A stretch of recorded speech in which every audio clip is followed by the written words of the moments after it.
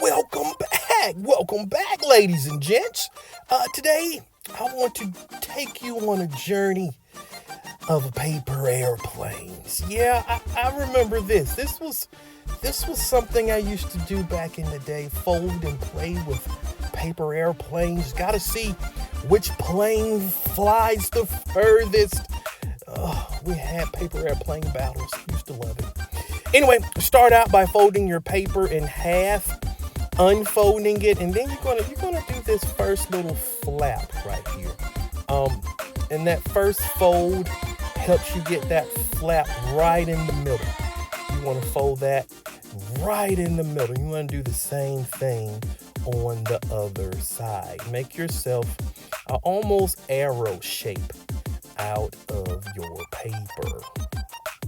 Make sure you get everything nice and even. One of the things about paper airplanes is they work a lot better when things are symmetrical. That's right, same thing you do on one side, try to do the exact same on the other. And so notice the next step is folding your paper in half. Notice I did not go all the way down to the bottom though. I left a little bit of space. That point is not all the way to the bottom. And then I'm going to also take that point and fold it up a little bit. And I'll say that's about an inch or so up. Folding it up about an inch or so should do it. And I know what you're thinking. Oh my gosh, Mr. P, what kind of airplane? This is the weirdest looking airplane that I've ever seen. I know. Just stick with me though. Stick with me. Follow along. Next step, we're going to repeat what we did at first. Folding the paper down, just one corner of it to the halfway mark. That halfway mark, and then you're going to repeat that on the other side. Keeping in mind, you want to make it as even as possible. Same thing you do the one side, you want to make that same fold to the other side at this point. So you fold it in half, and here it's time for the wings now. And this is where you can kind of experiment a little bit. You can make the wings a little shorter than mine. You can make the wings a little longer than mine just by how much you fold it down. Just keep in mind, like I said, you want symmetry. You want to make sure whatever the size of the wing is on one side, you want to do the exact same on the other. It really does affect the flight of the paper airplane. So this is me making sure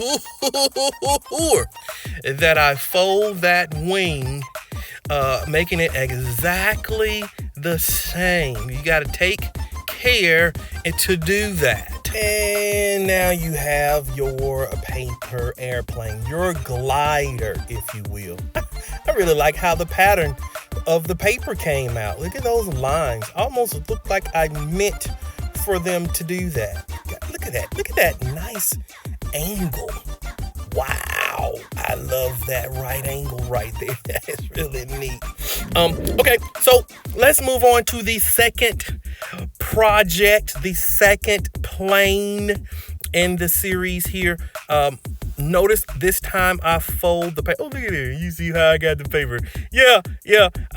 You can make your own designs, of course, on your papers. Paint them, marker, crayon, whatever, what have you. I went and found some paper to do this with that already had the designs on it. But we've been through designs a lot. You know how to draw some designs by now. Yes, you do. Yes, you do. All right, so here we go. Go ahead and fold the paper in half. But this time, if you notice the fold, you're folding the pattern on the inside. The pattern was on the outside when you folded for the first plane. For this plane, the pattern is on the inside. And notice how I'm making that halfway fold. Yeah, the paper is still folded. And I'm making the halfway fold on the outside. Now, this is a little bit of a different type of plane. You'll notice here in a minute. Okay, so once we get that fold exactly the same on both sides, symmetry, remember, ding dong, symmetry. we want to fold it again. And keep this in mind. Every time you fold it for this particular plane, and really for anything, any kind of paper that you fold, any kind of origami is the art of paper folding.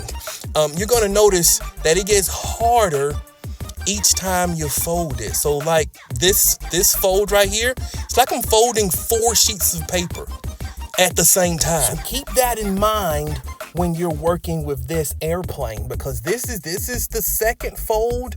You're going to have one more fold to go in this exact same way.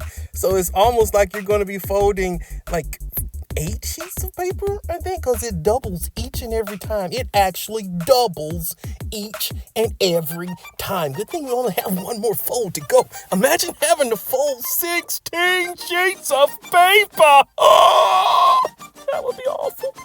Anywho, let's go ahead and make the last fold. And then again, just like on the first one, this is where it varies a little bit.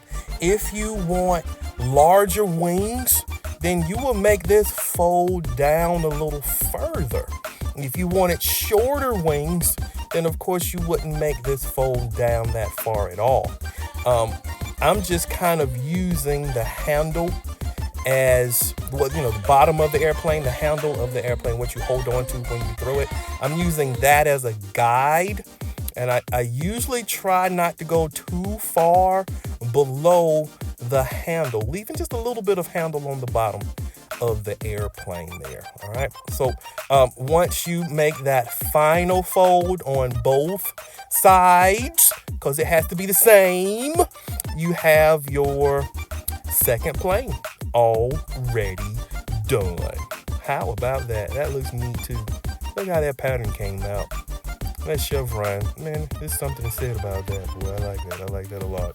This is what we're doing today, and I would like you now to go and have fun.